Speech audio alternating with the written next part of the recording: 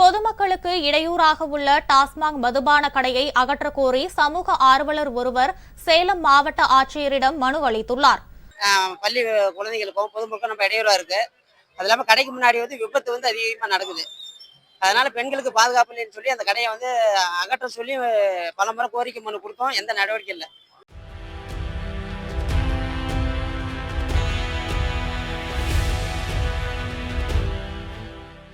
சேலம் மாவட்டம் சித்தூர் பூலாம்பட்டி பிரதான சாலையில் டாஸ்மாக் மதுபான கடை செயல்பட்டு வருகிறது.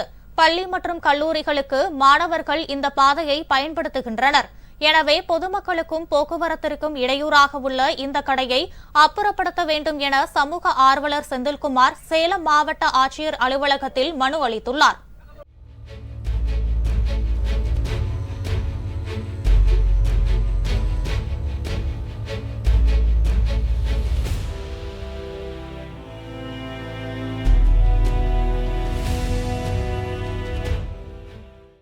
மேல்சித்தூர்ல பாத்தீங்கன்னா அரசு மதுபான கடை 72 ஒரு மதுபான கடை இருக்கு. அங்க பாத்தீங்கன்னா எடப்பாடில இருந்து பூலாம்பட்டி போறதுக்கு பிரதான சாலை. அங்க பாத்தீங்கன்னா கடைக்கு முன்னாடியே வண்டி வாகன நிறுத்தனால பெண்களுக்கு பள்ளி குழந்தைகளுக்கும் பொதுமக்களுக்கும் நம்ம இடையூறா இருக்கு. அது இல்லாம கடைக்கு முன்னாடி விபத்து அதிகமா நடக்குது.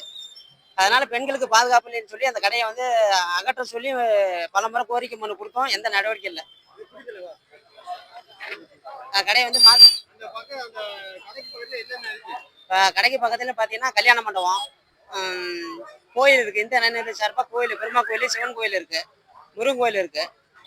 ஸ்கூல் பிள்ளைங்க அதில்தான் கிட்டத்தட்ட 200-300 பேர் அதில் தான் காலையில மாலையில போகணும். மாலையில போகும்போது அவங்க பார்த்தீங்கன்னா குடிமக்கள் குடிச்சிட்டு அநாகரிகமான முறையில் பேசுறதும், பார்த்தீங்கன்னா துணி இல்லாமல் கிடக்கிறதும், நம்ம பெண்கள் மட்டும் பள்ளி குழந்தை நம்ம சிரமத்துக்கு ஆளாக போகிறோம். இதனால பள்ளி இடைநீட்டல் அதிகமாகுது. அந்த ஸ்கூலுக்கு வர்றதுக்கு இடைநீட்டல் அதிகமாக வெளியில கொண்டு போய் சேர்த்துறதுக்கு இது இருக்கு. இந்த கடை மாவட்ட நிர்வாகம் கடையை வேற ஒரு தாவுக்கு பெண்களுக்கும் குழந்தைகளுக்கும் பாதுகாப்பு கருதி வேற ஒரு தாவு மாத்தி கொடுக்குன்னு சொல்லி சொல்றோம்.